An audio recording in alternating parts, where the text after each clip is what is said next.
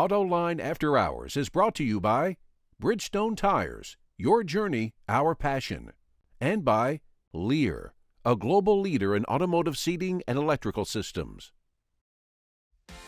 This is Autoline After Hours with John McElroy, episode 348 for September 23 of 2016. Chianti, Classico, and Lusso, the story of the Fiat 124. Watch Autoline After Hours live at Autoline.tv every Thursday at 3 p.m. Eastern Time. That's 12 p.m. Pacific. You can subscribe to this podcast for free by searching for Autoline in iTunes, Stitcher, or YouTube. Well, welcome everybody to another edition of Autoline After Hours. John McElroy here. My co-host Gary Faselash is out traveling right now. He had the show last week. I got the show this week. But I also have to say we got two other people helping me out today. Bob Gritzinger with WardsAuto and Todd Lassa with Automobile Magazine. Great having the both of you guys here. Back! Look out. Look out. Hello, John. Yes. But we got to let everybody know, too, that our special guest for today's show is Leia Horton, and she's the program manager on the Fiat 124. And welcome to Autoline After Hours, Leia. Thank you. So, and we got your baby here in the studio, too. Yes, that is my baby. So tell me how this program was run, because clearly, you know, this is based off the mechanicals of a Mazda Miata, but it's a Fiat, which presumably would have been done out of Torino, Italy. But here we have Leia Horton here, who I presume works in Auburn Hills, Michigan. Yes. So how did that all come together? Italy, Japan, Michigan. Well, really, this was a global project, and it was based off of the a proven platform of the MX-5, and we really wanted to take that platform and build a unique Fiat Spider. We needed to make this truly our own. And in order to do that, it had its unique powertrain coming from Termoli. And then the styling was also done in Italy from Centro Stile. And then we also had a global team in the United States working with program management, vehicle integration. We also had a team in APAC doing powertrain integration. And what's APAC? In Japan. Okay. Asia Pacific. Okay, Asia Pacific part of FCA. Correct. Okay. Correct. So we had resident engineers working there on the powertrain specific, both for powertrain integration and powertrain electrical. And so as you can see, the whole exterior of the vehicle is completely unique. And we wanted to style this vehicle to pay homage to the previous Fiat 124 Spider, which in 2016, 50 years later, we brought this car to development, and it does pay homage. Some of the styling characteristics on the rear, you'll see that there's a swallow in terms of the headlamps to the rear fascia. And then on the sides, there's a distinct character line that follows through, which is the same characteristic that the previous Fiat 124 had. And then in the front, we kept the same styling of the front headlamps, really to be more rounded with the LED headlamps, and kind of have a personality to the front where you can, it almost looks like a face with the smile and the eyes, but we really wanted to keep the same characteristics of the previous Fiat 124 Spider and just modernize it. And then we also added a lot of unique safety features to bring this into a modern world. So you'll see blind spot monitoring, rear backup camera, and then we also changed some material in the interior with some unique features in the interior as well, really to make the interior more of a comfortable, soft touch feeling. And the seat bolstering, we changed the seat bolstering to have it, you feel more connected to the road when you're driving. And taking this car back and forth for the past year and a half, I've had a lot of miles in these cars, and there really is no seat fatigue for driving for a long period of time. So we really wanted to pay special attention, not only making the car comfortable, but also to have it be a sporty car. Not necessarily one that you would just have as a racer car, but one that you could have as an everyday driving. And I really think we did that on this car. Mm-hmm. I think you offer was it a Recaro seat option? Yes, yeah, that's right. Recaro seat option. The one I drove for a feature we did, that's in the upcoming issue actually. features had that seat, and that was a fabulous seat, a fabulous interior on the car, very comfortable, in a very much a sports car way. I have to ask though, since you talk about the kind of I guess multicultural or multi-nation effort put into this car, that since World War II, European and Asian brand sports cars have relied on the U.S. market as being often 50% of any given sports car, whether it was Fiat or Alfa Romeo or MG or Austin Healey or whatever. And I wonder if that's what you're expecting from this car, and if that may have played into the decision to do a lot of the planning here in the United States. We really wanted to make this be a global car. It's going to be sold around the world, so it's sold global markets. But in order to really design this car to be adaptable to all sorts of road conditions, to all sorts of comfort levels, we needed to have a team in each region developing this car. So when we did our development trips, we traveled all around the world for 3.5 years. And I think what we ended up was a global car that really can be sold around the world, not specific to any market, except, of course, for homologation regulation requirements. So there's no real difference in the car sold here versus car sold in Italy versus a car sold in Japan, other than those safety regs and so on. Correct. Right. Mm-hmm. It's the same car. Mm-hmm. And you were lucky. You got to manage this program from the drawings, to it running down the assembly line. Yes. So that's got to be a little bit unique. But I think, and we were talking before the show about this gives you tremendous knowledge about the whole program. It's got to be the right way to do it, I think. Leave one person in charge for the whole thing. Actually, there were quite a few of us that have stayed on the program from the beginning to the end. And just having that background and that knowledge from the beginning to launching the car and have it actually be on the road at the end, it took a global team to do that, and it took a lot of hard work and dedication to do that. It was, boy, the communication needed to be rock solid. You needed to put a lot of time. It was a 24/7 job because you have to bridge all 3 time zones. Not only that, you got to bridge 3 languages. And 3 languages. So it was, you needed to make sure you had effective communication. But I can't stress enough how lucky we were to be on this program from the very beginning to the end, because it really showed a testament to how good the car was and how proud we all are of this car. So, obvious question, a small car working with another manufacturer, FCA is getting out of the small car business, and the boss has made it clear that he would like to have a partner somewhere out there if FCA is going to continue in small, mid-size, that 200 range. So, is that your next project? Where do we take this from here? Honestly, I don't know what the golden plan is. I just know you seem that to work well with Mazda. we had a great working relationship. I mean, the 2 OEMs working together cohesively, we developed great friendships. I mean, I have a lot of friends now in Japan that I can call up and say, hey, if I'm in Japan, can I call you up and can we go out to dinner? And hey, about that Italy. Mazda 3. Well, yeah, exactly. That's you know. Bob's point is that Mazda is a small car company, one of the smallest. That's well, it's not a full line, but it's got a decent sized lineup, right. And it just seems like there could be some other opportunities there. The contract between the truck company and the car company. Is that what we're talking? Well, I mean, the contract with Mazda on this car was a one-time contract, right? It only applies to this car, or the contract was specific for the Spider. Yeah. And is it one generation? Will we see the Fiat Spider going forward for many years to come, I hope? I don't know. I mean, during the contract, we had a set number of years that we were going to have the Spider sell for. What the future plans are, I really can't comment on that.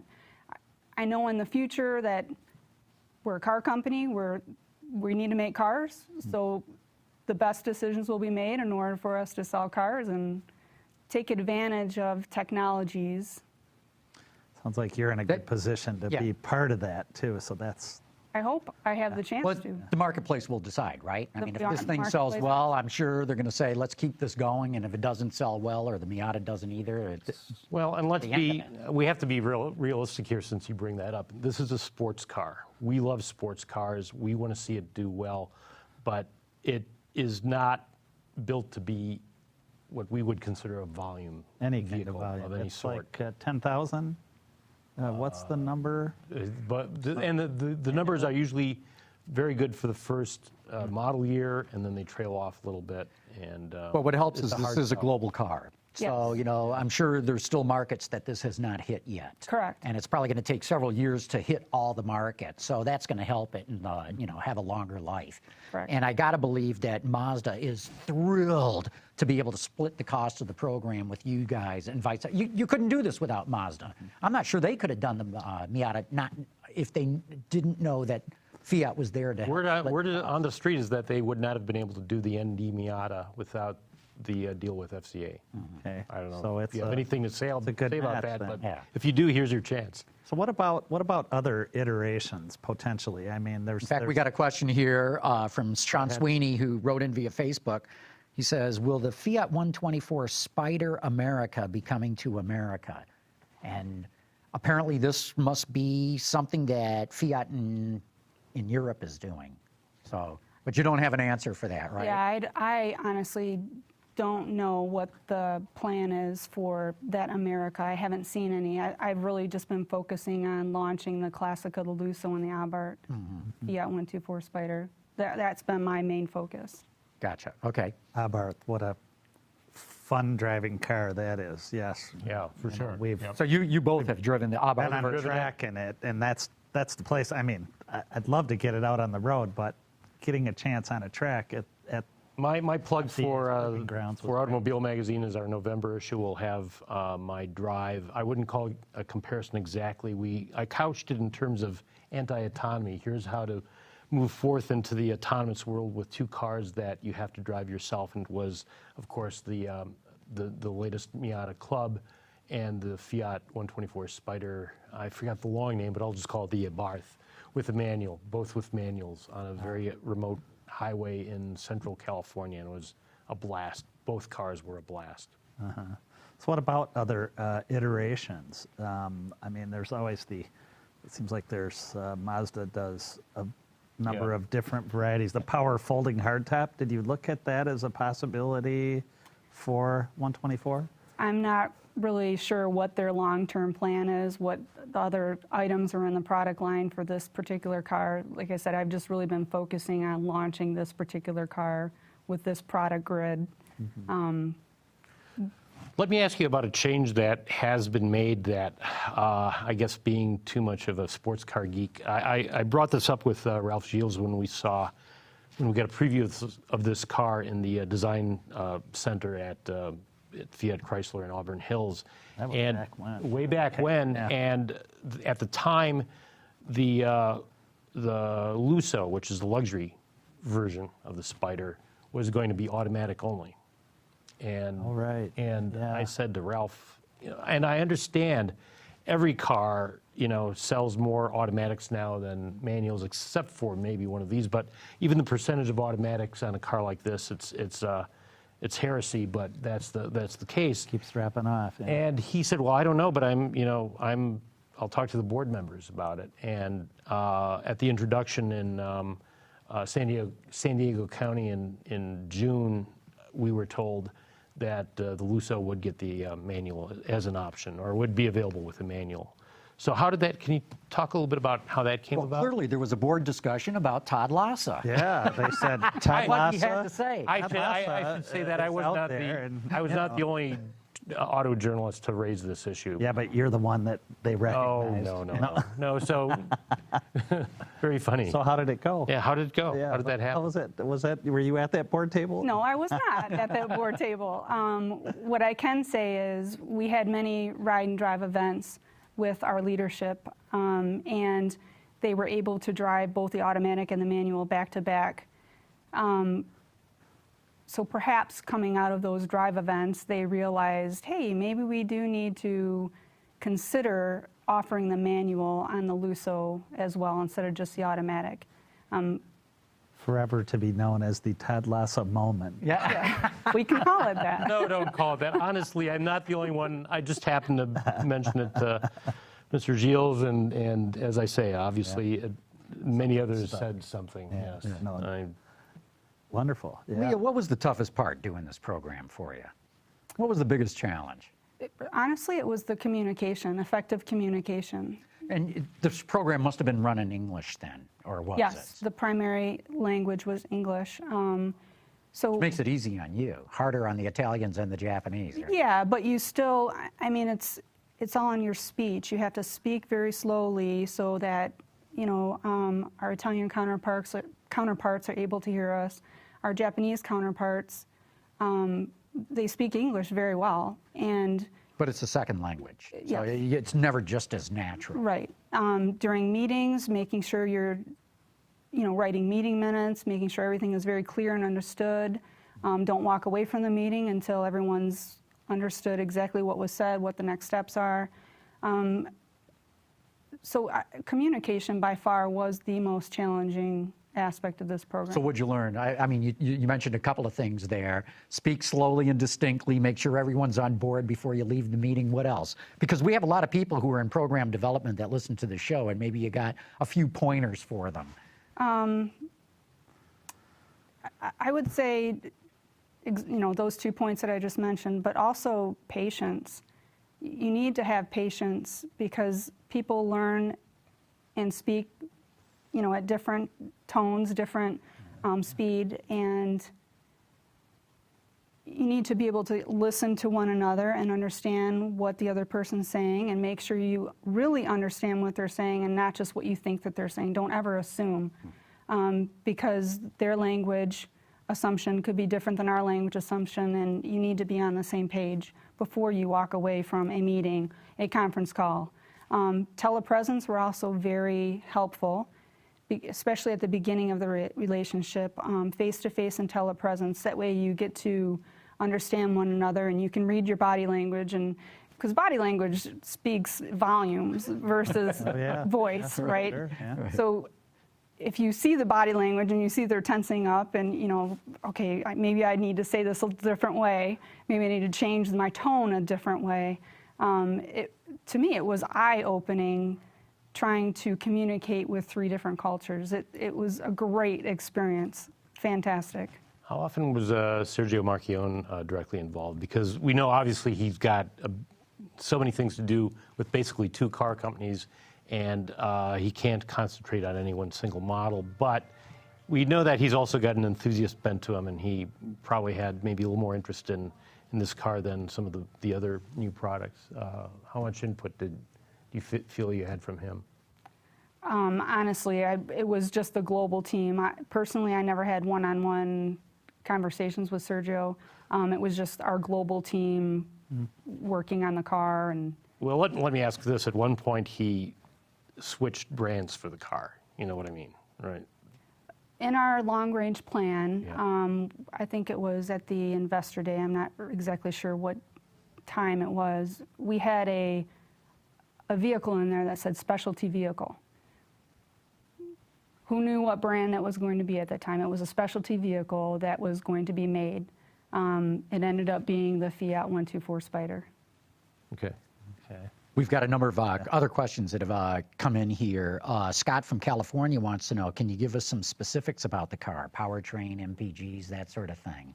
Yes, so the... Could I pass her the Wards? I got it. No, I bet she's got it off the top of her head. So the powertrain is a do you think you got? 1.4-liter turbo. Fiat powertrain. It's a Fiat powertrain that comes out of Termoli, Italy. Yeah. It the vehicle achieves 160 horsepower on the Classico and Lusso, 164 horsepower on the Abarth. It's 184 pound-foot of torque. On the Abarth, when you get the sport, you get a sport button. So when you push the sport mode, you actually receive the 184 pound-foot of torque at 2,500 RPM As versus opposed to 3,200 yeah. RPM. So Hey, Armand here wants to know too, why is the exhaust note of the 124 Spider Abarth so much toned down compared to the Fiat 500 Abarth? There are pass-by regulations that we need to meet. The regulation testing has changed year to year. So in order for us to meet the global pass-by regulations, the exhaust note was tuned as such. You know, So does that mean we bad that's news sad. for the wonderful exhaust note on the Fiat Cinquecento Abarth? That I can't answer. I have no idea. see, I thought the Fiat 500 Abarth was a little too noisy. yeah, Amazingly, little for the hot. first time ever, my wife disagrees with me. She loves the exhaust tone of that. but she's only in it a short time. That's right. Yeah. So, Well, that's whatever country is behind that. That needs to change. Well, there's active exhaust systems you can put on the cars. Exactly. Yeah. well, look, we're going to have to wrap this segment up. But Leia, thanks so much for coming by and bringing us up to speed on the Thank Fiat you. 124. I think they nailed the styling, by the way. Even though this is nothing like the old 124, I instantly recognized it as a 124. So let the stylists know. They nailed it. I will. Thank you very much. Real good. We're going to have to take a quick break right now, but we'll be back to talk about some of the news in the industry right after this message from Lear. Lear Connexus offers a parental controls application with geofencing that sends notifications regarding driving behavior and location, including curfew alerts, acceleration alerts, and speed alerts. All delivered to a smartphone application that includes vehicle location, driver notifications, and a report card of driving history, including notifications when predefined geographic boundaries are crossed. For more information, visit Lear.com. Just to keep her on her toes. Well, we're back. So let's talk about some of the things that have been going on in the industry. Have you guys been any place super interesting, driven anything really good? I've been homebound for a couple of months. I have been not out and about. Me neither. That's why I'm asking. I mean, a couple, the local program we were both at recently. For ZF. For ZF. In fact, well, let's start off by talking about that. In Well, fact, I yeah. think we got a clip Yeah. that we showed on Autoline Daily today, too. Carmen, if we can bring that up, that four-wheel steer Oh, system yeah. on the F-150. Do we So- have that? That is dramatic, though. You here it drove it. I drove it. It's there. That's what they're saying is the turning circle of a Ford Escape. And yet this is And a yet Ford this is F-150 this is quad a cab. 145-inch quad cab, 145-inch wheelbase quad cab. Yeah. Yeah. Did they give a number for that turning The circle? turning radius? No, they didn't. All right, I didn't but, get it. well, whatever an Escape is. Yeah. 38 No, it's higher feet, than that. 38 feet, maybe probably 40 or something. like yeah. that. It seems like it Yeah. was down, Right. like on that scale. But they had a button, 45 you know. to 38, maybe. Got it. Yeah. So they had the proverbial engineering button so they could turn the four-wheel steer on and off. So at first they'd Look at have the articulation in the back. I was going to say that's 12 quite. degrees. 12 degrees 12 degrees. Wow. Yeah. of rear steer. And does that switch? Does it go opposite the front wheels and then same as the Yeah, front and- wheels and depending on? Contraphase and Yeah. in In phase. phase at speed. Yeah. Right. Okay. Yeah. So I And- did a couple of emergency lane change maneuvers too, and they had this truck in the video clip doesn't show it, but they had, I can't remember, it was like 1,000 pounds in the bed. Right. Yeah. And I'm doing these, abrupt yank on the wheel, back to back four-wheel steer versus just two-wheel steer, and man, what a difference having four-wheel steering, making an emergency lane change. Right. Yeah. It was. They had impressive stuff out there, but this goes back to that Quadrasteer. people have done all-wheel steer. Yeah. And Quadrasteer, and I mentioned Quadrasteer in particular because it was an expensive option. It was Started out at $5,600. This was in 2002 when that was even more money than And it was is part of a now. package, I believe. And let me just say, Quadrasteer does nothing for you in Michigan black mud. Oh. Nothing. Well, that's a better The anecdote. guy in the Ford tow truck that pulled me out, he laughed about that. That's a better anecdote than I have. I've never gotten one of those in mud, but I was out in the California desert with Motor Trend doing Truck of the Year when that truck came out, and I thought it was so good that I wrote in my notes, and I think it was published in the piece, that this is as much a breakthrough for trucks as the self-starter was for cars in 1912. Oh, yeah, I might have Well, heard it that. wasn't quite that. I was a bit off on that one. Quite there. Well, you know, Todd, I think your instincts were right, but Yeah. it flopped in the marketplace Yeah. when it was Quadrasteer. But remember, price, yeah. Honda had it on, I want to say it was like the 1986 Prelude, and Mazda had it on, I think it was the 87 626. Yeah, yeah. Right. The Honda system was purely mechanical, which was Right. pretty intriguing. Yeah. Mazda had an electronically controlled system. Again, it fizzled in the marketplace. Nobody saw the value in it. But I loved Quadrasteer when it came out because just like this thing that ZF has, Right. takes a big honking SUV or full-size pickup and makes it very maneuverable. And it yeah. even shines better when you're towing a trailer. You get zero trailer sway. And when you're backing up, you know, if you're backing up with a trailer, you have to sort of turn opposite what your intuition says as you're backing up a trailer. Not so with four-wheel steering. You just steer the way your brain tells you should steer. And it's so much easier to back up with a trailer with this thing. Now, is the idea that in a production model you would have, would there be any reason to lock that out? No. Or did they just did that to show you the just difference? to show you the benefits. Right. You know, they could instantly say, this is what every other F-150 drives like. Now let's hit the button and here's what it's like in, with four-wheel steering. Got it. And really, I mean, in those low-speed maneuvering exercises, just unbelievable. So I asked them, did some OEM come to you and say, we got to do this? They said, no, we're just doing it. It's a build it and they will come kind of approach to it. Right. But what I like about this is so many people go, ugh, I don't want a Suburban. I don't want a Tahoe. I don't want a Navigator. They're just too damn big. They're too hard to park. They're too hard. This takes away that problem. I mean, you know, it makes it very easy to take a very big vehicle and maneuver it in tight spaces and park it. Yeah, doing that parking exercise was instructive. Yeah. What was, remind me, was Quadrasteer a Delphi product? Yeah. That's right. And that was Delphi. just right about the same time as the separation of Delphi from GM, or maybe a little bit after. Yeah, it was a little bit. It was already Delphi when they did that. And there's a bit of articulation, if I'm not mistaken, I could be mistaken, on the Acura RLX now, I believe. They do just a little bit of that. Yeah. For handling purposes. There's quite a few cars right now. The Yeah. Cadillac Okay. CT6 has got it.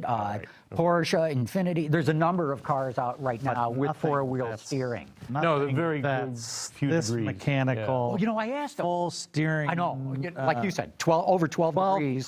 12 and a half, something. Something like that. And I asked them, well, how come you guys can get 12 and a half and on the CT6 you can only get 3 degrees? And they said, there's not enough room for the wheels to turn. Right, yeah. You know, you get a truck, you got these big, gigantic wheel wells. You can turn the wheels a whole lot more. Blame the And 20-inch you don't wheels need- again, Yeah. right?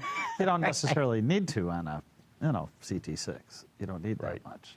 I think they'd take more if they had it, if they could do it. Yeah. Because when I first got in the CT6, you know, I just jumped in the car. I wasn't on the launch. You know, I wasn't up to speed on it. And I had to do, a U-turn. And it was all of a sudden, wow, this thing's got a good turning radius. And I mentioned it to Sean here in the shop. He goes, duh, it's got four-wheel steering. That's when I really started to pay attention and then really noticed it. But it's not as noticeable as it was on that pickup. Yeah, that was huge. Yeah. So other programs, geez, I'm trying to think. I think the last thing I was out on was maybe the Volvo S90, something like that. But we just finished up doing our WardsAuto UX testing, which was User experience. User experience. Several months of going back into essentially, an offshoot of interiors testing, but adding in all of that adaptive cruise control, lane keeping, all those kinds of things, and picking our best. And we just announced those, so that's been what's the that's best? been keeping us busy. Well, BMW 7 Series certainly hits it out of the park. No kidding. On the low end, At an affordable the level. Hyundai Elantra made our list. Hyundai's really good at HMI stuff. Yeah, and no stop and go because it doesn't have, I've learned from the Hyundai people, if you don't have an electronic parking brake, you can't do stop and go. What do you mean, Cruise stop and go? control. Cruise control. You can't bring it down and hold it. Oh. Right? I never knew that. Yeah, which was news. I said, how come the Sonata comes down to a stop, but this Elantra won't, and that's why. So, people. So Here you are trying to do a show, and Right, people have the yeah, nerve to call you. Well, yeah, who knows? Maybe they have a question. But so that's that was a $27,000 vehicle, and Made the list. Made the list with and some amazing things, some great voice controls, things like that. So that's kind of taken up a lot of time around my shop lately. Gotcha. Hey, look, let's take a real quick break. We got a whole lot of other topics to talk about right now, but quick promo. Let's run it, Carmen. From Shanghai to the Silicon Valley, the auto industry may make news around the globe, but there's only one spot to get your daily dose. Check out Autoline Daily at Autoline.tv, Monday through Friday at noon Eastern. Okay, we're back. Of course, the big news this week has been all these rumors that Apple was going to buy McLaren. And then, Todd, what do you make of all this? It's funny. I picked that up from the story came from the Financial Times yesterday, and by the time I wrote up our own little version saying, that Fernando Alonso might be the first to drive an Apple car, Or ride in one. just shortly afterward, I got the call back from the U.S. PR person who put out the denial.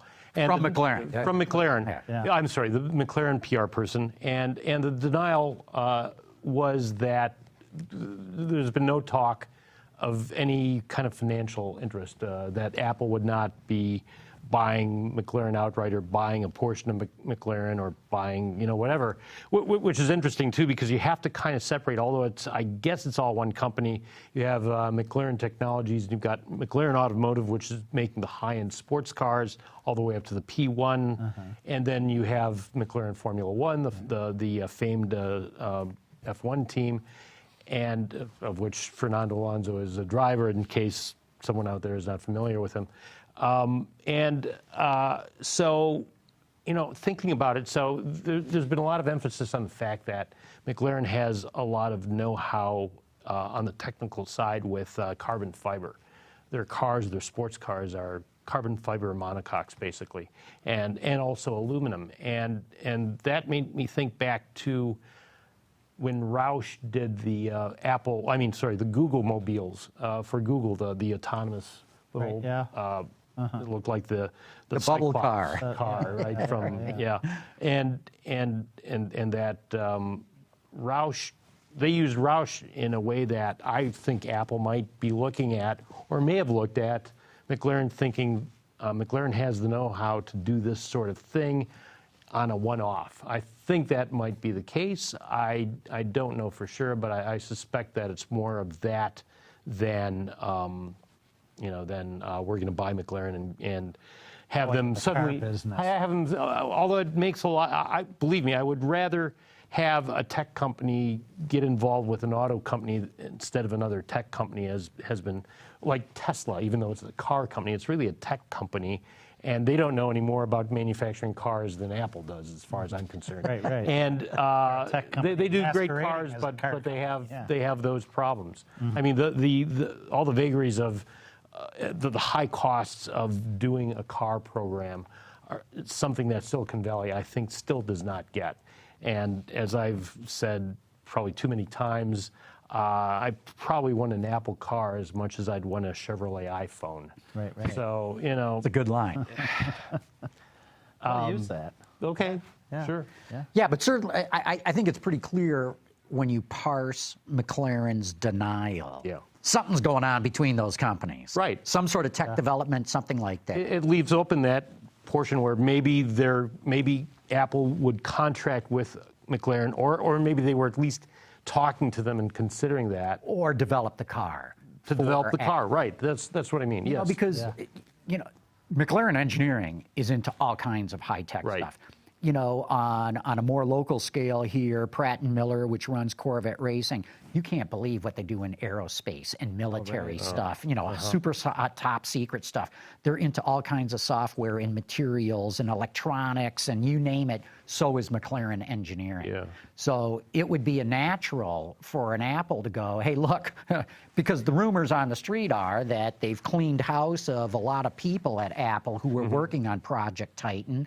They're secret that nobody's supposed to know about, but somehow we know the name of the program, and the fact that a bunch of people have been let go. So maybe you go all of a sudden as a tech company, to your point, in Silicon Valley, maybe this is harder than we thought to build a car and design one.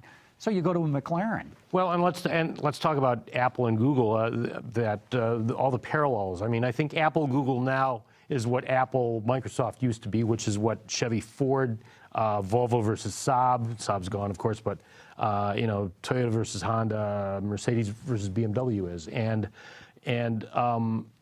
Google's autonomous car program is starting to lag behind too, with all the announcements made in the last few weeks. And from other car companies. Other car companies are going to be right there with Google, and they're a car company. Yeah, Google's got all this great autonomous technology, but who's going to buy it? Yeah, and then you have getting back to Tesla. Of course, Tesla's first product used basically a Lotus body with an electric motor in it. So you could look at it that way. Obviously, McLaren would design an entirely new body for Apple if indeed they go ahead with any kind of program together. Yeah. It's just interesting to watch this stuff develop. Were you at Ford in the past week or so? Down at, clearly Ford is planting its flag in the middle of all of this autonomous technology stuff and saying, look at us, Wall Street. We're a car company. I know, but Wall Street doesn't care. We understand this. Yeah. We understand this. Look at us. And I find the interesting thing there that Ford, for many years, and especially when I started covering autonomy rather closely, was pretty quiet about its program. And GM was fairly quiet about it too, but they talk a little bit about the Cadillac Super Cruise that we're still now expecting to show up sometime in 2017. And you'd hear, about Volvo, which used to be part of Ford Motor Company, and so on and so forth. And all of a sudden, Ford's kind of like, oh, here, we're going to be ahead of everybody.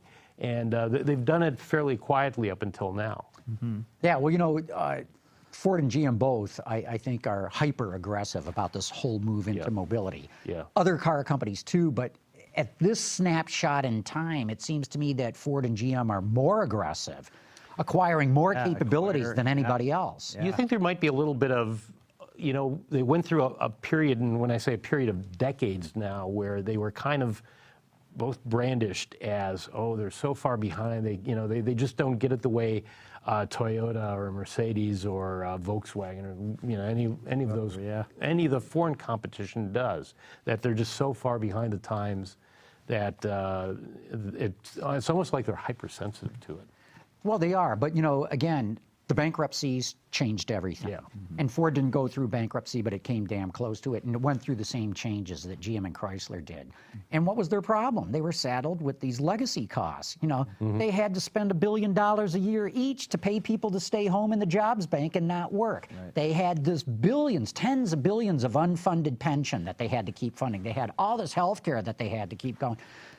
They didn't have the money to spend like other car companies did on stuff. They also made boneheaded management decisions. Yeah. I mean, I'm not trying to exonerate them from everything. Sure. But those legacy costs are gone. Mm-hmm. And, look at the money they've got to spend now on this technology. And now the big question for them regarding maintaining a certain labor force and maintaining a certain capacity is, if we go to a shared economy that includes shared cars, shared autonomous electric cars, blah, blah, blah, you know, will these cars being used, you know, 20 hours a day instead of 3 hours a day or whatever it is, mean that they'll be wearing out after 3 years, so we'll still be building, you know, 18 or 19, not 16 or 15, 16, 17 million a year. Seems like, yeah, I mean, that's a good take on, you know, their look at how all of this car sharing and autonomy may work in their favor, in that, you know, people are, you keep hearing, well, if people share cars, then you're going to sell fewer cars.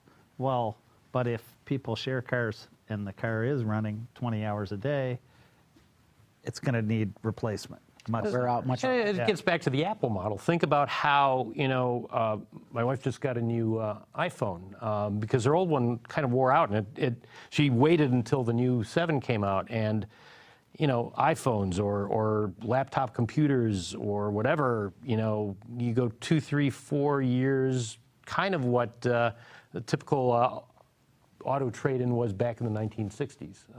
You know. Put 100,000 miles on that laptop and it's done. Can the car companies get back to that model?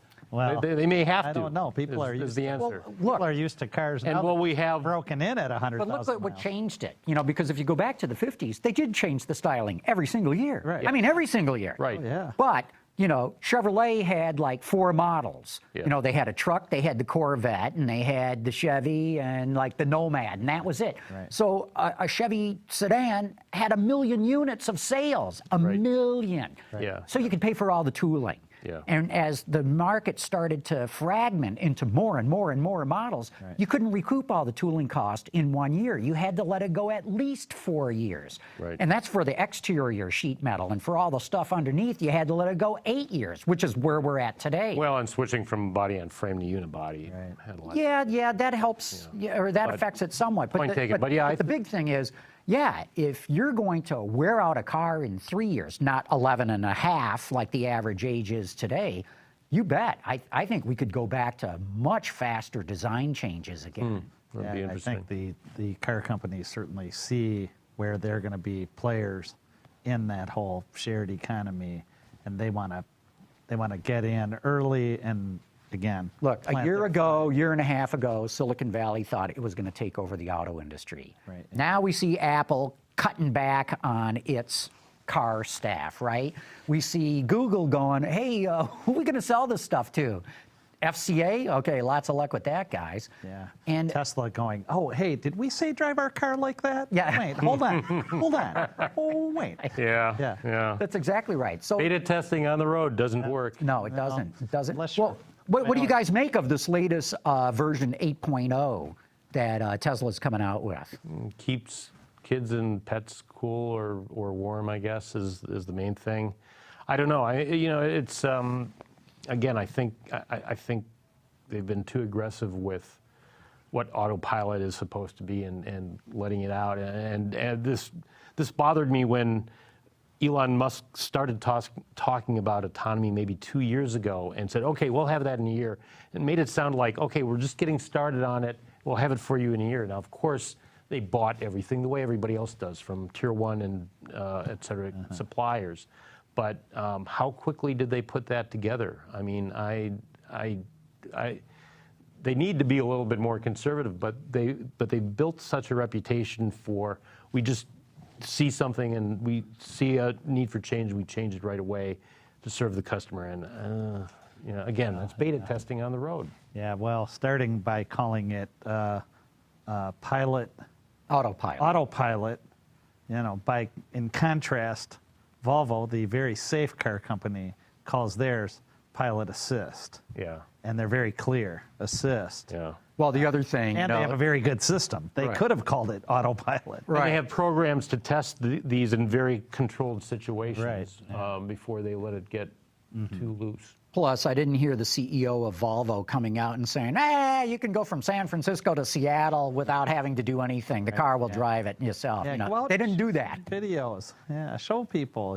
Yeah. So, look, anyway. I commend Tesla for updating the system. Yeah. But to your point, Todd, When it comes to safety systems, never beta test with your customers. Never, never, never, never, never. Right. But I think they've got one whale of a lawsuit that they're facing over. There's been now a couple of accidents. There's this new one in China where they claimed that autopilot was engaged when this guy was killed. So they're in trouble in court. They'll lose these cases. And they've got so many other issues going on, including Solar City being a problem. Investment. Right. Anyway. Hey, time to take another quick break. We've still got plenty of other topics to talk about here, but Carmen, let's give a shout out to our friends at Bridgestone. Okay, we're back. Hey, what do you guys make of this report that came out by the AAA, the Automobile Association of America, that said, hey, all you people buying premium fuel, you're wasting your money. In fact, you're spending about $2 billion on this premium fuel that your cars don't need. Depends on where you get your fuel, I suppose. And it depends on your car. I mean, we have one car that recommends premium fuel, and it, it's a Miata, and it gets decent fuel mileage, and doesn't have a very big tank, and I think it's worthwhile to put premium gas in that car. Have you ever run regular in it? Can you tell the difference? If I have, it's been years and years since I've put regular in it. I have a Volt, requires premium because that engine only runs once in a while, and so they want good fuel, best fuel. So there's a case right there to be made that premium does make a difference, or that there is a value. Well, I would say... But I'm only using 4 gallons here and there. Yeah, but you're familiar with the top tier fuel rating, right? Right. Okay. So you can get premium fuel. If it's not top tier, it's not doing your engine any good. It could gum up. Yeah. But so again, that gets back to, it depends on where you buy. Most Americans go to the least expensive fuel they can get. that's me. And so that's might not be top tier. Yeah. Right? Well, yeah. And if you do an internet search, just type in top tier, they'll give you the whole list of brands that meet. It was a handful or two of the car companies that got together and said, look, whoever blends to this level, we'll call that top tier, and this is what we recommend that you run in your engine. It's got more detergents and blah, blah, blah. So are these the brands like Shell and Mobil and Exxon and so Yes. on? Okay. I mean, you should look it up. I'm not sure that Mobil is on the list. I don't know. Okay. Shell is. BP is.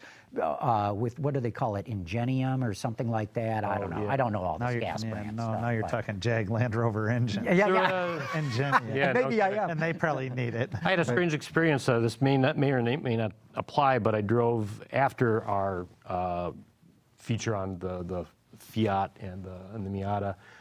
Drove our Four Seasons Miata cross country, and I had to stop for gas in Nebraska, and I found a couple of stations where, and they were kind of old, kind of beat up pumps, and it had regular gas, 89.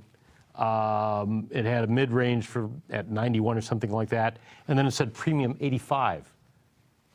So Oh, ethanol. it was probably- ethanol. yeah, it it's was probably ethanol. That's right. Maybe, but I don't. But why would? But ethanol would go in all 3 grades, right? Why Yeah, would? no, it should boost it up considerably, because ethanol is like 110 octane. Yeah, I don't know. I guess what I'm saying is that there's, don't they do an 80? So what you're running into is their top premium is 91. Mm-hmm. They just have 85 is below that 89 or 87. Well, And they offer it, but I think it's because it's a blend, so it's reading at 85, but it's Yeah, but we're all assuming that what it said on the pump is accurate. Right. I mean, and this happened at a couple of stations back to back. I think I had to go to a third, and I was running on fumes. But anyway, I don't want to. It gets a little belabor weird that out point. there in the middle of Nebraska in the middle of the night looking for a gas Might be pump. some of our viewers right now. They've been there. They live there. Okay. They know it. All right. So yeah, I can see in a Volt where you don't run your gas engine very much or any kind of plug-in hybrid like that. Premium, certainly top tier premium is good. I think if you've got a performance car with an aux sensor that can take advantage of the higher octane, advance the spark, get more power, then it's worth having it. Yeah. I think, by and large, the AAA is right. People are wasting their money on it. But the AAA test was just taking a handful of cars or so, throwing them on a chassis dyno and measuring.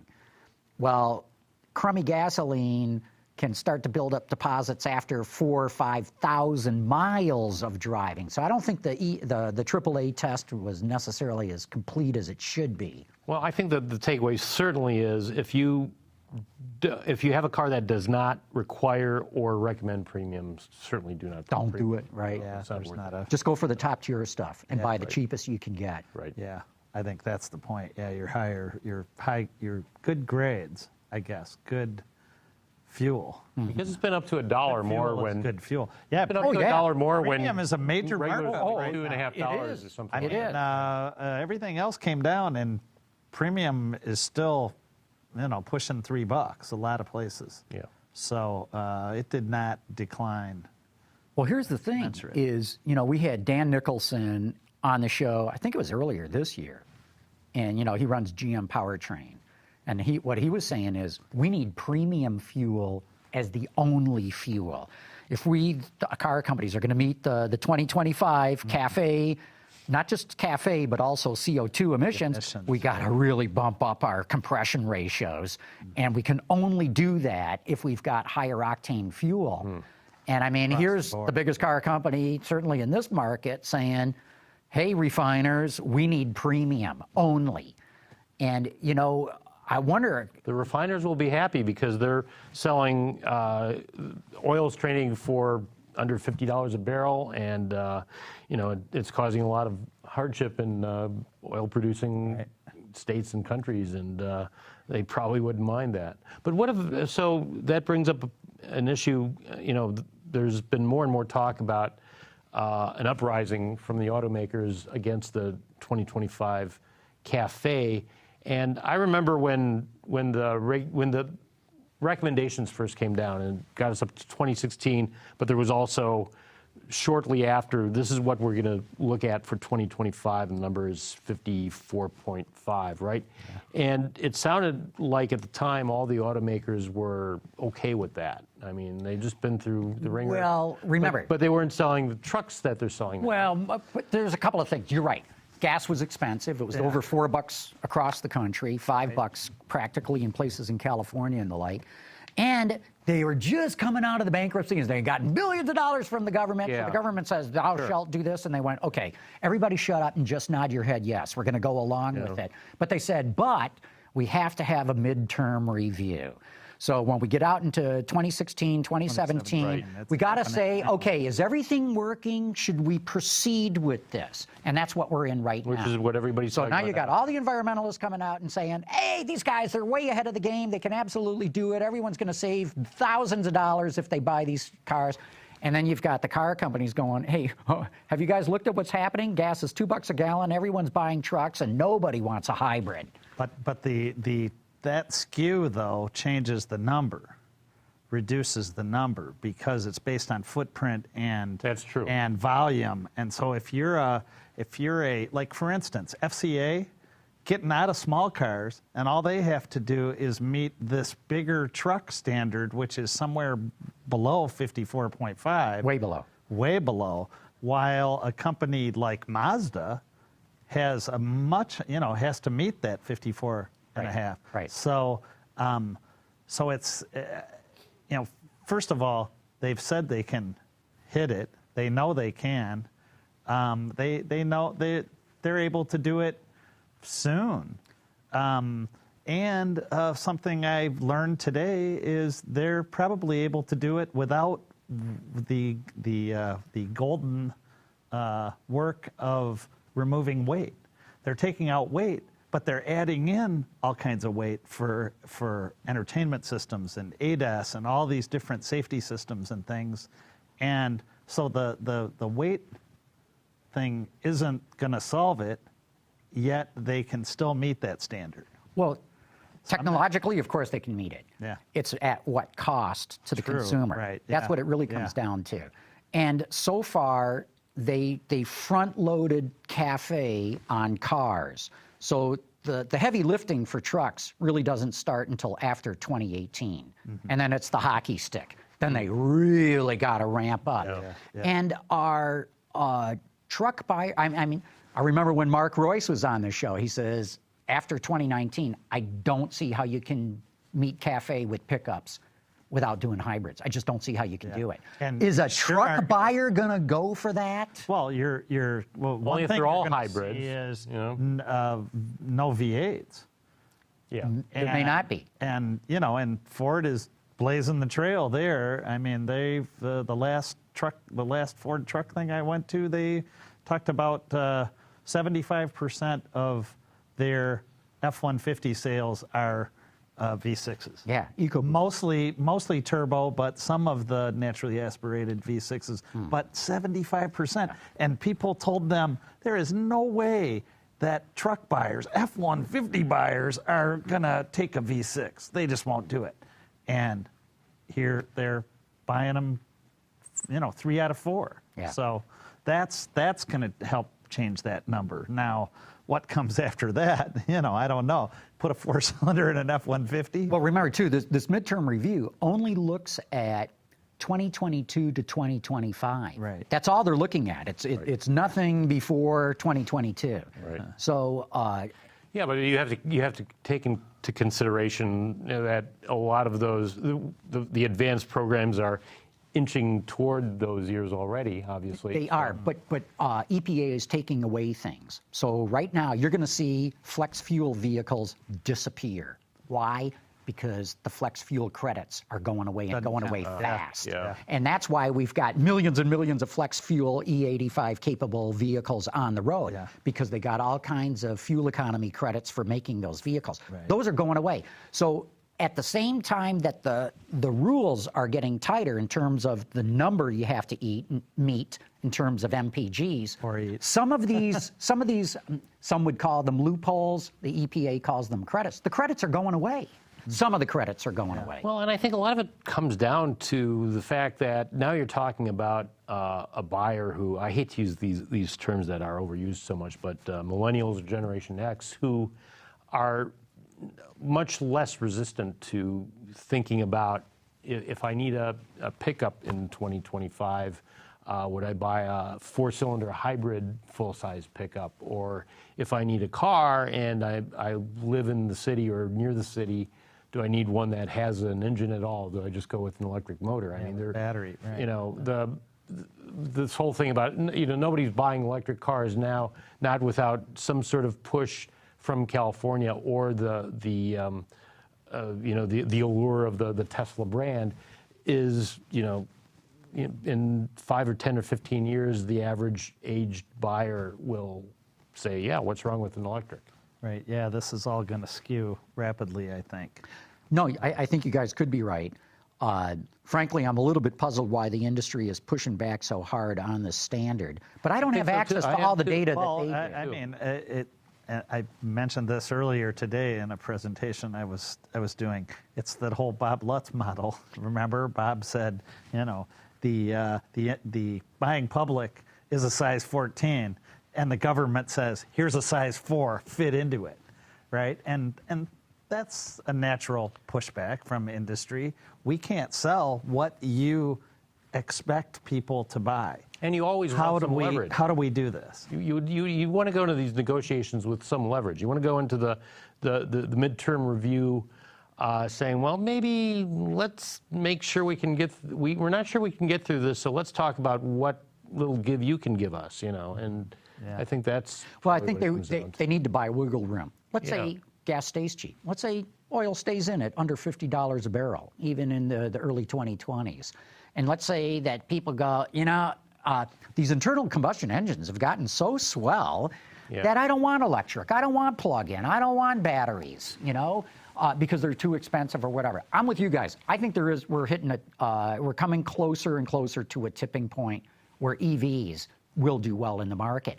But if I'm sitting on multi-billion-dollar investments and they're going to chop my head off if my decisions go bad, I want more wiggle room. Yeah, exactly. Well, that's probably a lot of that pushback more than anything is just having options to match the market. So my recommendation would be don't back off on the standards at all, but move the goalposts one design generation farther away.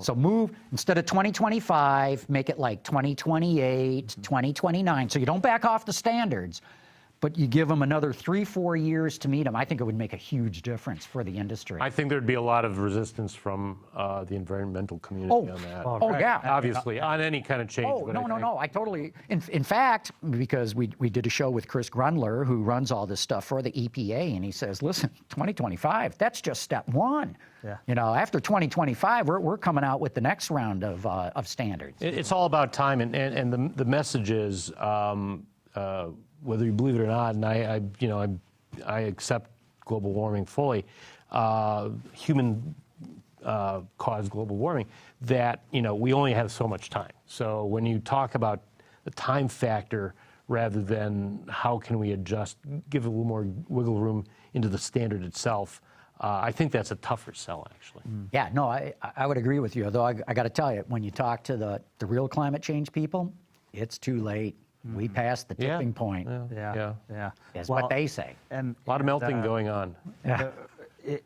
If you change one, I guess my question would be, if you change the standard, the federal standard, that still doesn't change the ZEV state mandate. California, right. So that's what, 25% of the market in those ZEV states. 16 states, I think. No, you're totally right. Most of the East Coast. And that's going to, what are you going to do? Design something for them, but not for the rest of the country or the rest of the world? Yeah. We're into a global design. That's why CARB is really running the show here. Yeah. I mean, No, in fact, like it or not. and I think you nailed it, Bob, because I've been saying for a while now that the CAFE, the miles per gallon standard, is going to evolve into a CO2 standard. Yeah. That's what it's going to be. Like the Europeans. Like the Europeans, exactly right. And we'll talk about grams per mile. And you two guys know as well as I do that there's such a direct correlation between reducing CO2 and boosting fuel efficiency. Right. I mean, the two go hand in hand. Yep. But people understand pollution. Right. We've trained them to learn, miles per gallon. And the whole ZEV thing comes at it from a different direction, and that is going to rule the day. Exactly right. Well, hey, we're going to have to wrap it up. It's been great having the two of you guys you have here. more things on your list. Well, we always run out of time before we run out of things to say. Don't we have an hour overtime or something? Don't we go, extend wait a minute. us into another model show. Oh, wait. Speaking of football, I haven't worn wait, this. we have, yes. Oh, jeez. Focus on this. Yes. So everybody who's listening on the podcast, Todd has just put a cheesehead hat on his head because he's a Packers fan. That's right. And they're our playing the Detroit our Lions. beloved, dreadful Lions are about to go to Lambeau. And I've got to see the offense pick it up because they need to pick it up again. Here, That's probably from our three collies. There we go. No, I think it just looks like mold on cheese. I think it's Beautiful entirely thing. appropriate. And, yes. Right. Well, thanks you guys for I being made him here. bring that just for the record. Sorry. It's, what good's a cheesehead sitting in your car? Exactly. Sounds like a country song. Thanks, you guys. Thank you, John. Thanks, John. I want to thank all of you for having tuned in. Autoline After Hours is brought to you by Bridgestone Tires, your journey, our passion, and by Lear, a global leader in automotive seating and electrical systems. Visit our website, Autoline.tv, where you can watch us live Thursday afternoons. Get your daily fix with Autoline Daily and in-depth analysis and interviews with Autoline This Week. There's all that and much more at Autoline.tv.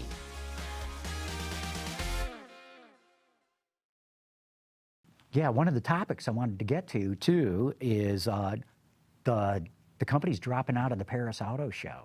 Oh. Yeah. Lambo, Bentley, Volvo, Ford, saying we're not going.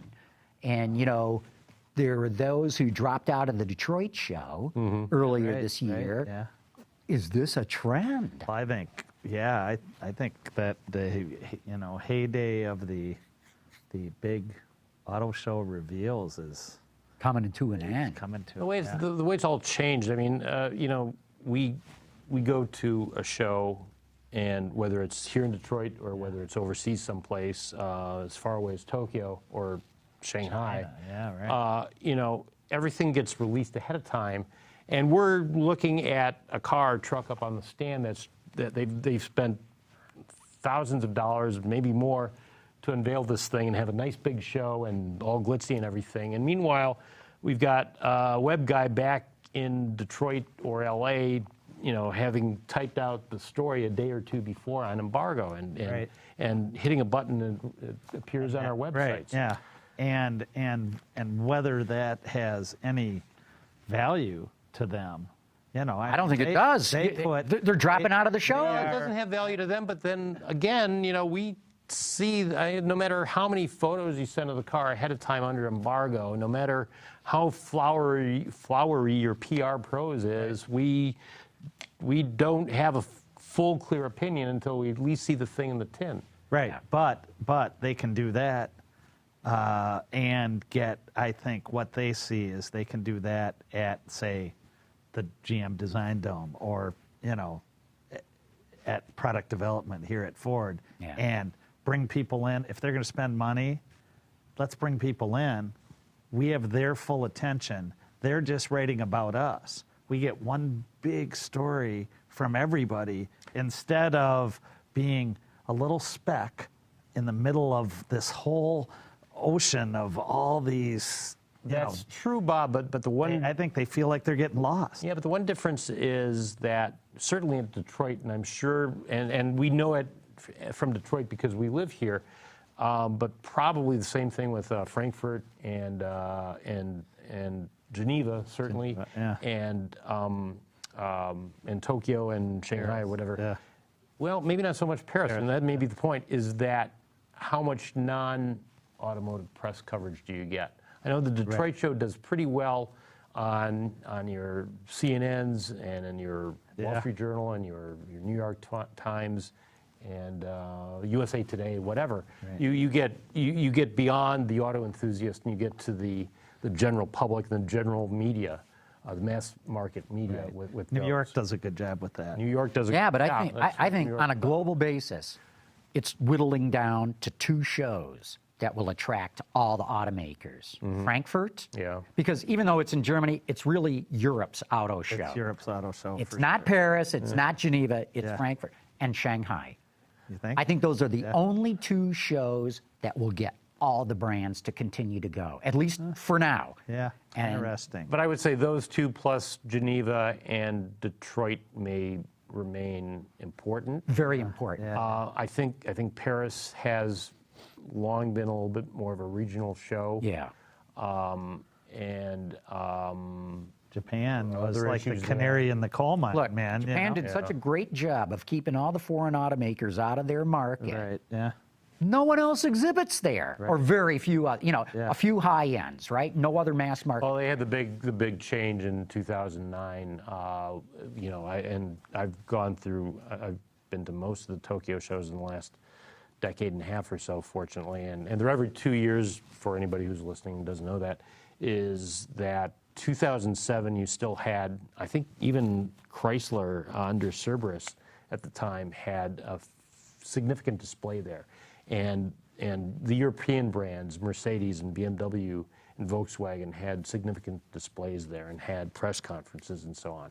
And you had the motorcycle exhibit was in a different building from the car exhibit.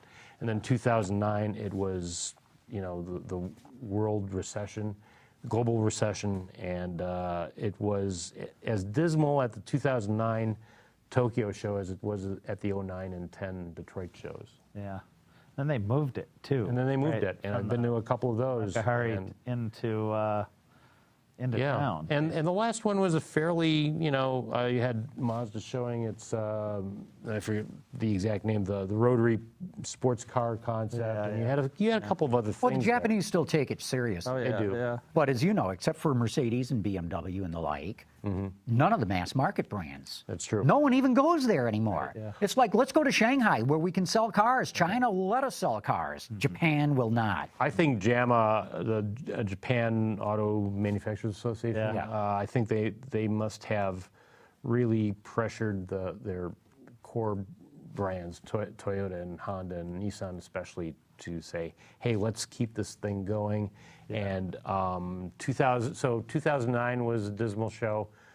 2011, I did not go to the Tokyo Motor Show. I don't think anybody went there from overseas.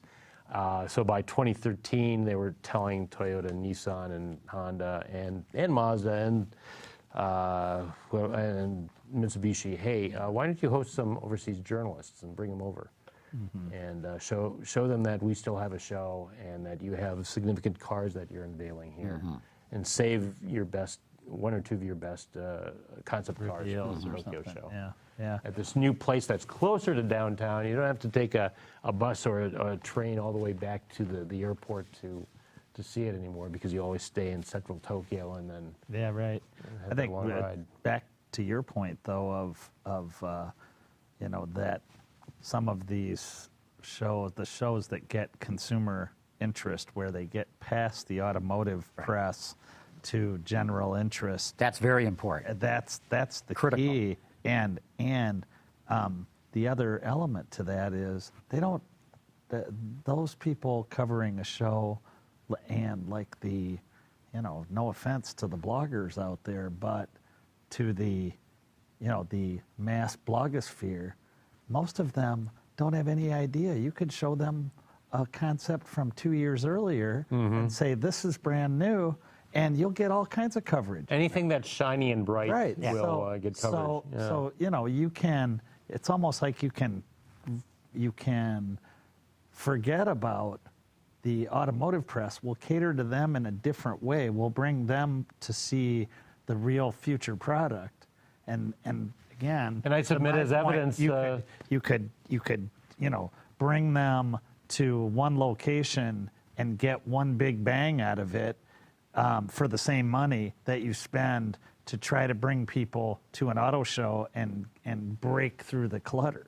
Instead, let all these consumer writers and publications have that, And what show has focused on that is Chicago. And that's the perfect example, because they claim to be the largest consumer Public show, attendance, public yeah. attendance of the year Right. in the U.S. and North America.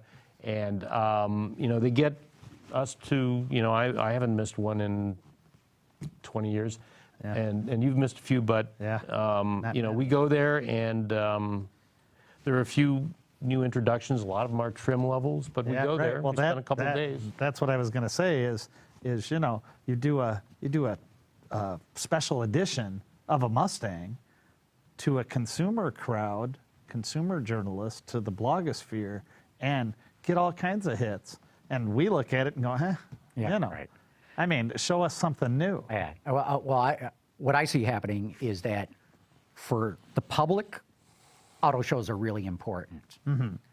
That's how the car companies look at it. For the media, other than the non-automotive media, for the automotive media, they're going, we're not getting much bang for the buck here. And you mentioned earlier in the show, Further with Ford, this program that we went to last week. I think we're going to see more of that, where Ford brings everybody to their campus, holds them captive for an entire day, 2 dinners. You fly in, you have dinner, you get a presentation. The next day you go and look at all this stuff. You have another dinner, and then you fly home, just like the tech companies do it. Apple and Google. Apple and Google don't go to CES. They bring the media to their tech days. And I think we're going to see the automakers doing more and more of that, where they know they've got a captive automotive audience. Right. And I got to tell you, I didn't know I didn't know 80% of the. It wasn't all automotive. That's the thing, is that they're bringing in a lot of people that are, lifestyle. urgent. Right. Yeah, sort of, they. Well, Ford's been doing that a lot, even on its drive programs. Right. Yeah. But I'm telling you, I was at that program last week. I bet you I didn't know 80% of the media in the audience. Yeah. Some interesting stuff.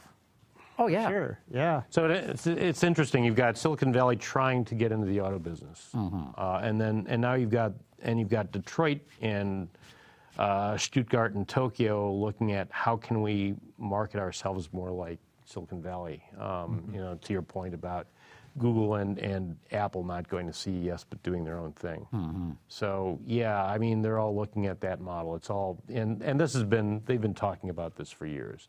At one point it was, well, how do we make our interiors look more like an Apple store, you know? Yeah, right. And now How do we make our dealerships look more like an Apple store? well, yeah, and so you know, Hey, we're in a lot of change, and nobody knows where it's going, really. I mean, everyone's got ideas as to what they should be working on, but they don't know where it's really going to go. And that's why we're seeing, you know, as we were talking earlier, GM, Ford, and all jumping into all this autonomy and mobility services. They know we better jump into the pool right now because we could get our clocks cleaned. This thing could just wipe us out completely in a decade. Moving very fast, Right. faster than I think anybody quite has a grasp yet, and we're in the middle of it, so we're driving a lot of this stuff. well, Boy, you know, you go out to somebody whose car's, you know, your average 11 and a half years old or whatever, they've not experienced any of this They stuff. don't even have a backup camera. well, let me put up a red flag here, by the way. So speaking of this Ford event, which I wasn't able to attend, but I've been to others like that at Ford. You know, what I worry about, and especially looking at the Silicon Valley model, is how much more easily, and you raised this point earlier, how much more easily they can control their own messages by doing shows like that. It's a much different atmosphere at an auto show where you walk the floor and you run into people and you run into a competitor who, you know, they don't like to, certainly on the record, say anything bad about their competitors. But off the They'll record, say, well. hey, did you see, what are they thinking with on that huge grill or something like that, or whatever it is, and picking up little tidbits and sometimes rumors or even scoops and so on, inside stories. And you don't have that at things like Great this. point. Great point. Also makes me think of Tesla's what is his new planned Part 2, which was broadcast on the interwebs, and no, that's what they call it, Part 2, DEAUX. Yeah. And it was on at the same time as I think as a GOP. No, it was on during one of the conventions this last summer. And just watching it on the web, you saw and you heard this crowd just full of Tesla fanboys, just cheering at every other word spoken. And you know, I fear that along with the bloggers who again are attracted to anything shiny and bright and think it's new and will say nothing but good things about them because their own car at home is 11 years old and doesn't have that backup camera. Show them any bit of shiny tech, and they'll be saying wonderful things about it just to sell a Ford or a Chevy or a Toyota or any one of those cars. Yeah, no, that's a great point. That is a real danger. But your point hits on exactly why a car company would Yes. bail out of an auto show. Yes. Right. Why put my stuff out there so that my competitors off the record can run around and snipe at it, or that things can get Look, Lamborghini spun by someone else. We want to do all that spin in-house, in our own place, Lamborghini and Bentley are part of Volkswagen Group, of course, and Volkswagen Group always had, presumably until now, this big the cluster. the night before the show where they Volkswagen night. Volkswagen Group night where You will come to group night. they would show a car from each of its divisions, and my favorite is still the Skoda with the ice scraper that tucks into the fuel filler flap. That was the best thing they ever showed. Yeah. But you sit or stand through this long That was Frankfurt. flog. Yeah, I think maybe. And you sit through this long flog all night. And now Volkswagen can't. They say they can't afford to pay for that, right? Because of the Dieselgate. So there's an excuse for not doing group night, and then if you're not doing group night, well, maybe we shouldn't. You know, if Lamborghini and Bentley have nothing people, new, exactly, to you know, an auto show, if we're not going to. Oh, the investment for a stand is in the millions. Yeah. And you know, I know this now. This date is a little bit old, but 4 years ago, maybe 5 years ago, if you wanted chairs at your press conference in your stand in Cobo Hall, it was $80 a chair, $100 a table. Yep. And you know, you look at that stuff, and I know from North American Car and Truck of the Year Awards, we wanted to move 6 vehicles into Cobo for the Economic Club to announce the finalists. It was $12,000 to move 6 cars into the building. well, So you look at those kinds of costs, and you go, "What are we doing here?" Yeah, yeah.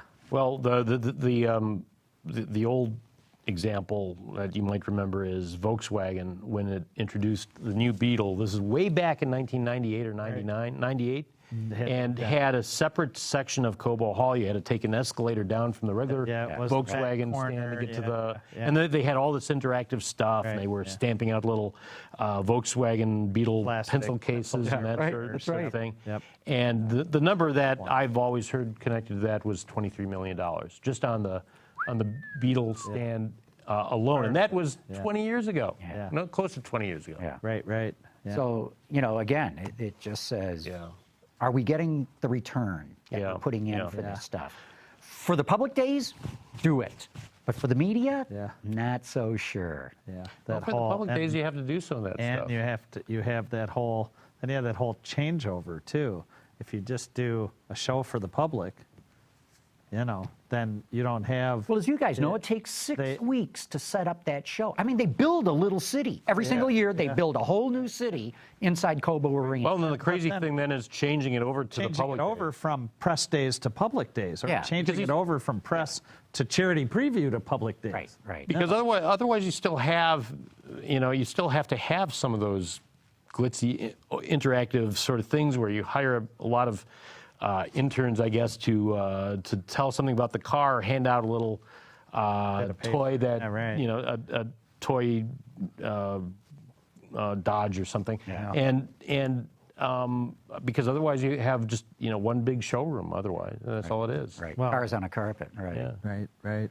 Well, and what have we seen over time?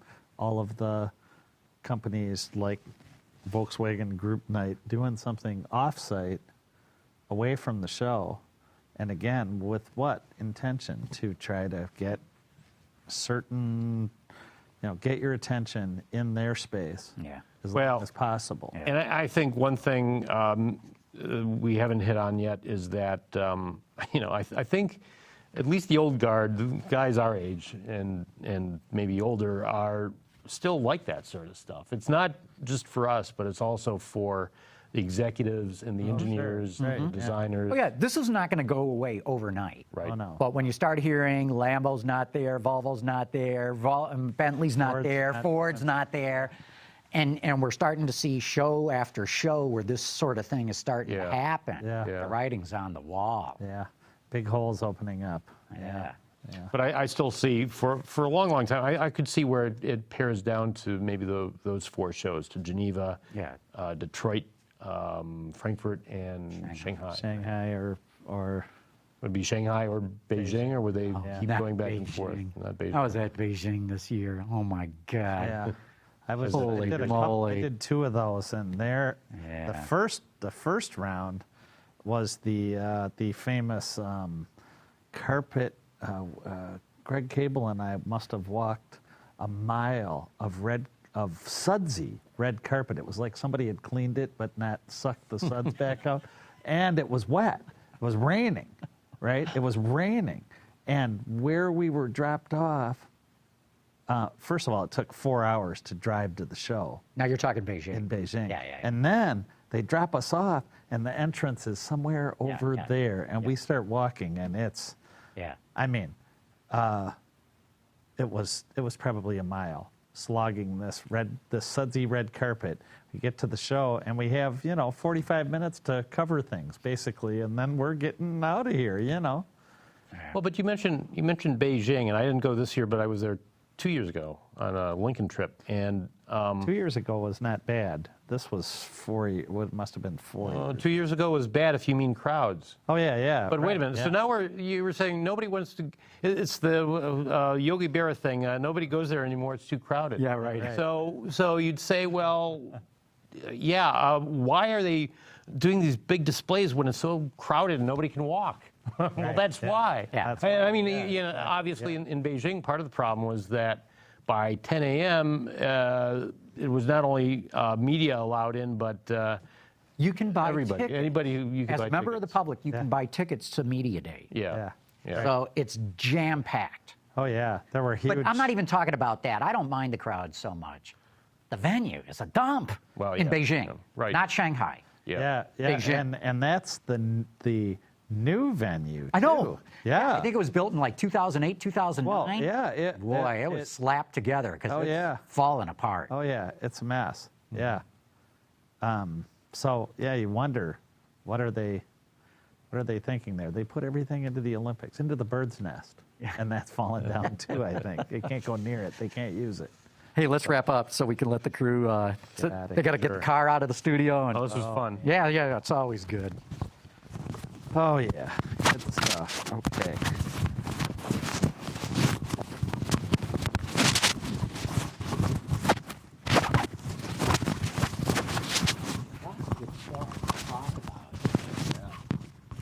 You might have to turn this into a 2-hour show pretty soon.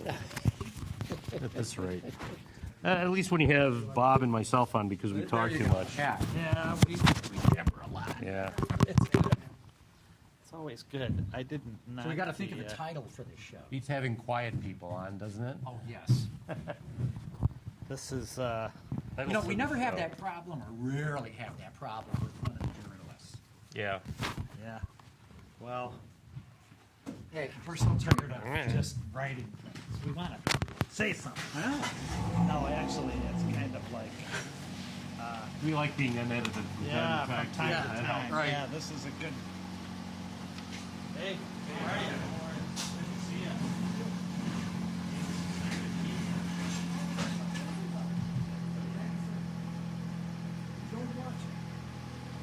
She's Gone. How could it have gone? Maybe.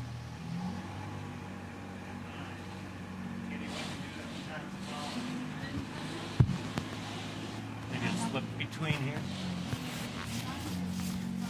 Yeah. Let me go put this stuff down and I'll. It's that's a note. Oh, wait, That's a I note. got it. I got it. Never mind. Okay, good. All right. Sorry. Do this all the time. Where is it? It's in my hand. Yeah.